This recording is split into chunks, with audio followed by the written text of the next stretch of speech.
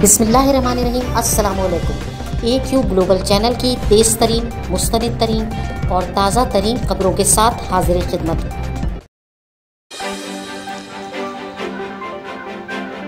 Corona virus के बारे में आपको बताते चलें कि इस वक्त कराची में कोरोना वायरस की सूरत हाल नहायत संगीन हो गई है। मजमूई तौर पर मुल्क भर में Indian corona virus delta variant के बढ़ते हुए केसेस ने तबाही मचाकर रख दी है। कराची और लाहौर में इस वायरस के सबसे ज़्यादा मुतासरीन मौजूद हैं। कराची में इस वक्त सूरत हाल बहुत संगीन है। सिंध के तर्जुमान जनाब मुर्तज़ा वहाब ने कहा है कि कराची में कोरोना केसेस के सबसे ज़्यादा मुतासरीन मौजूद है। कोरोना केसेस की शरह 7.8% के लिहाज से बढ़ रही है। पिछले दिनों तकरीबन काफ़ी ऐसे टेस्ट हुए जिसमें ज़्यादातर तादाद इंडियन कोरोना वायरस यानी डेल्टा वेरिएंट से मुतासरीन लोगों की थी और डेल्टा वायरस कोरोना के तमाम वायरस में सबसे ज़्यादा ख़तरनाक वायरस है। इस वक्त पाकिस्तान में पिछले 24 घंटे में 44 अफराद कोरोना वायरस से हलाक हो चुके हैं। चुनाचा तमाम सरकारी और प्राइवेट अस्पताल कोरोना वायरस के मरीजों से भर चुके हैं।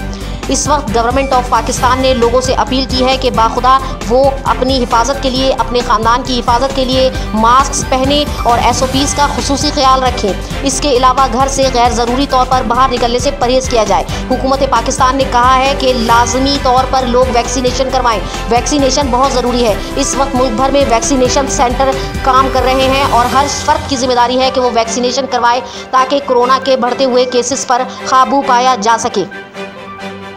इमरान खान ने कहा है कि वो किसी भी तरह से मुनासिब नहीं समझते कि अफ़गानिस्तान की जंग में दोबारा हिस्सेदार बना जाए। उन्होंने कहा कि हमारे पर इल्ज़ाम लगाया गया है कि हमने 70,000 जंगजू अफ़गानिस्तान में दाखिल किए हैं, जो कि बिल्कुल बेबुनियाद और गलत इल्ज़ाम है। उन्होंने एक बैनुल-अक़वामी इदारे को इंटरव्यू देते हुए कहा कि लाजमी तौर पर हम किसी भी ऐसी जंग का हिस्सा नहीं बन सकते जिसमें हमारे मुल्क को नुकसान ही नुकसान हो। उन्होंने कहा कि अमेरिका ने हमें किराए के कातिल के तौर पर इस्तेमाल किया और इस वजह से हमारे 70,000 लोग जान की बाजी हार गए। उन्होंने कहा कि हम अफगानिस्तान में अमन चाहते हैं, लेकिन अमेरिका ने अफगानिस्तान में सूरत हाल बहुत ज़्यादा ख़राब कर दी। उन्होंने कहा कि क्या अमेरिका को मालूम नहीं था कि हमेशा ही से अफगानिस्तान के मसाइल का हल सियासी हल में पोशीदा है। लेकिन जब हमने सियासी हल की बात की तो हमें तालिबान से मोहब्बत करने वालों के रूप में पेश किया गया। हालांकि अब अमेरिका खुद सियासी हल चाहता है, मगर अमेरिका ने फ़ौजी हल तलाश करने के सिलसिले में अफगानिस्तान में इतनी तबाही मचा दी कि अब वहाँ सियासी हल तकरीबन नामुमकिन है और तालिबान भी सियासी हल में दिलचस्पी नहीं दिखा रहे हैं। उन्होंने कहा बहरहाल हमारी यही कोशिश होगी कि अफगानिस्तान में अमन कायम हो, लेकिन अब वो किसी भी जंग का हिस्सा नहीं बनेंगे। आज़ाद कश्मीर में फ़तह हासिल करने वाली जमात PTI में इस वक्त मुशावरत जारी है कि आज़ाद कश्मीर का वज़ीर आज़म किसे बनाया जाए। इसराइली खातून ने उस वक्त दुनिया भर के मुसलमानों का दिल जीत लिया जब उन्होंने अपना एक गुर्दा एक फ़लस्तीनी बच्चे को अतिया किया। उन्होंने कहा कि उनके अपने दादा भी हॉलोकॉस्ट में बचने वाले एक यहूदी थे और उन्होंने वसीयत में कहा था कि किसी की जान बचाने से ज़्यादा बड़ा एजाज़ कोई नहीं।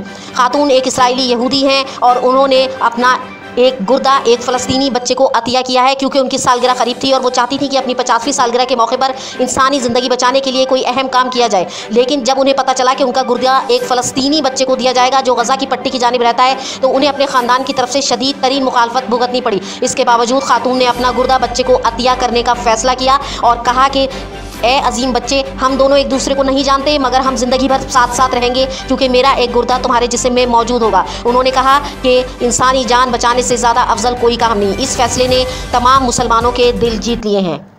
इस वक्त AQ ग्लोबल न्यूज़ में बस इतना ही। जुड़े रहिए ताज़ा तरीन खबरें जानने के लिए हमारे